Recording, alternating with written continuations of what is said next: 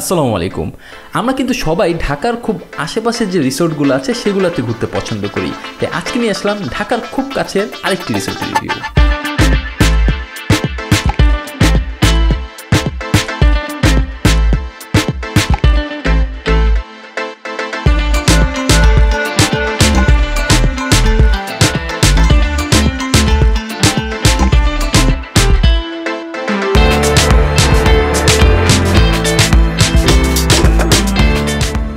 আমরা শাহবাগ এলাকা থেকে রওনা হই এবং আমাদের ঠিকানা হলো পূর্বাচল যে সি কাল্ব রিসোর্ট আছে সেখানে, এবং এটা কিন্তু নতুন বাণিজ্য মেলা যেখানে বসেছে সেটার খুব কাছে।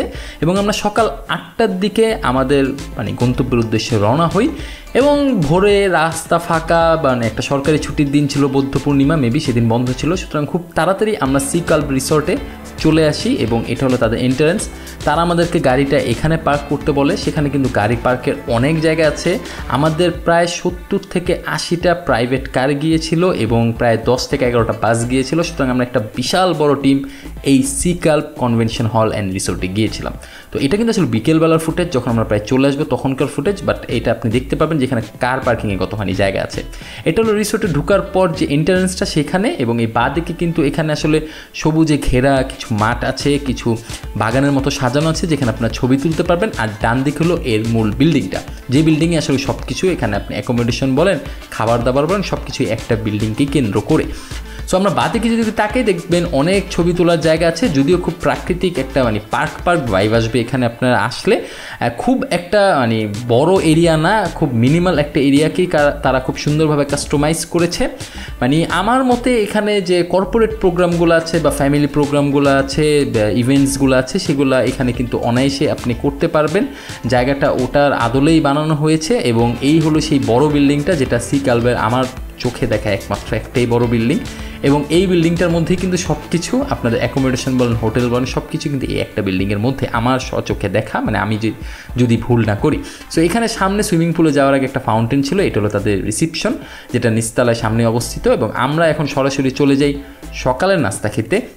যদিও আমার সকালে নাস্তা খেতে অনেক দেরি হয়েছিল, প্রায় 11টা সাড়ে 11টার মতো বেজে গেছিলো, বাট এখানে কিন্তু তারা সকাল 8টা থেকে 10টার মধ্যেই নাস্তা প্রোভাইড করে। যেহেতু আমরা বড় একটা ইভেন্ট করছি, দ্যাটস ওয়াই আমাদের নাস্তাটা কিন্তু তখনও ছিল, কজ আমরা আমাদের প্রায় 500-600 মানুষ খাওয়া দাওয়াতে এট এ টাইম করা সম্ভব না, তাই না?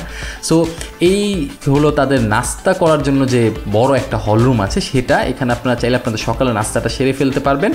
তারা কিন্তু তাদের প্যাকেজের মধ্যে যেসব নাস্তা আছে সেগুলোই আপনাদেরকে প্রোভাইড করবে। আমরা আমাদের নাস্তাগুলো আমরা সিলেক্ট করেছিলাম এবং তাদের প্যাকেজের সাথে একটু সমন্বয় করে নিয়েছিলাম। এবং আমাদের নাস্তার প্যাকেজটা বা আমাদের নাস্তার আইটেমগুলো কিন্তু খুব লিমিটেড ছিল এবং খুব বেসিক আইটেমসগুলো ছিল।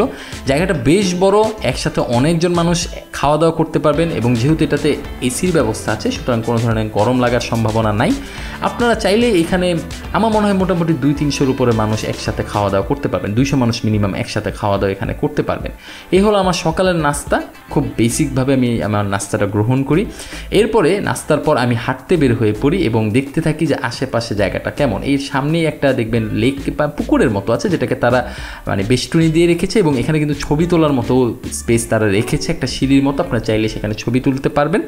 এবং জায়গাটা বেশ নীরব, বেশ ভালো লাগে হাঁটতে সেখানে। এই হলো তাদের একটা মাঠ বলতে পারেন বা বাগানও বলতে পারেন। এখানে বাগানের মতো কিছু ডাইস আছে, ওখানে মাঠ আছে, আপনি চাইলে ওখানে খেলাধুলা করতে পারবেন। সো যারা খেলাধুলা পছন্দ করেন, খেলতে আসতে চান, তারা কিন্তু আসলে এখানে আসতে পারেন। আমরা যেহেতু বেশ গরম ছিল সেদিন, দ্যাটস ওয়াই আমরা কিন্তু আসলে আউটডোরে কোনো অ্যাক্টিভিটিস রাখিনি। এখানে টেনিস কোর্ট আছে, আপনারা চাইলে টেনিস খেলতে পারবেন। সুতরাং আমরা কিন্তু ওখানে ওই যে দেখেন ওখানে বাস্কেটবলেরও মেবি কোর্ট ছিল। এটা হলো কিডস জোন।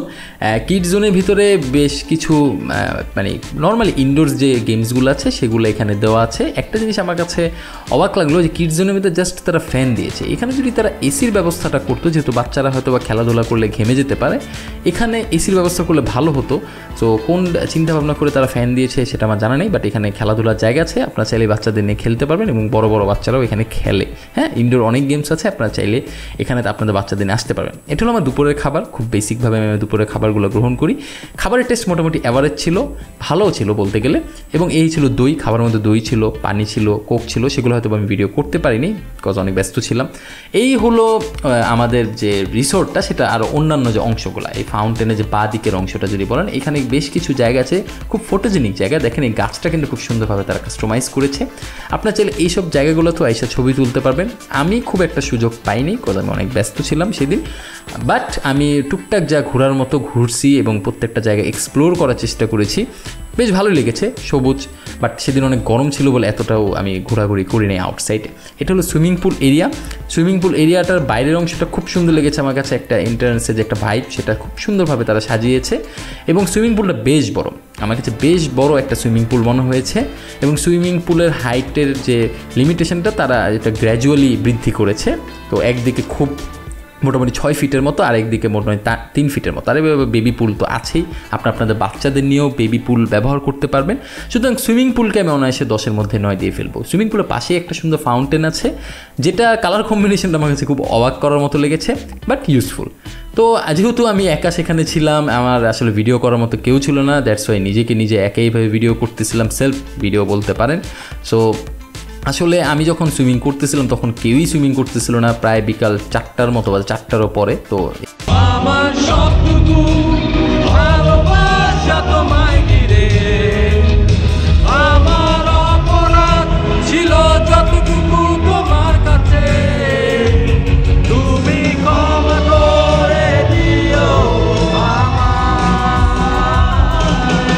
কিন্তু ইভিনিং স্ন্যাক্সেরও ব্যবস্থা ছিল, সেগুলো ভিডিও আমি করতে পারি নাই। সেখানে অনেকগুলোই স্ন্যাক্স ছিল, যেমন ফুচকা ছিল, চটপটি ছিল, তারপরে আরও অনেক আইটেম ছিল, লাইক হাওয়াই মিঠাই ছিল, পপকর্ন ছিল, কফি ছিল, পানি ছিল। তো এগুলো আমাদের ইভেন্টের সাথে আমরা অ্যাড করেছিলাম। এখানে তাদের প্যাকেজের মধ্যে কী কী আছে তারা আপনারা অবশ্যই সেগুলো লক্ষ্য করে তারপর সেখানে যাবেন।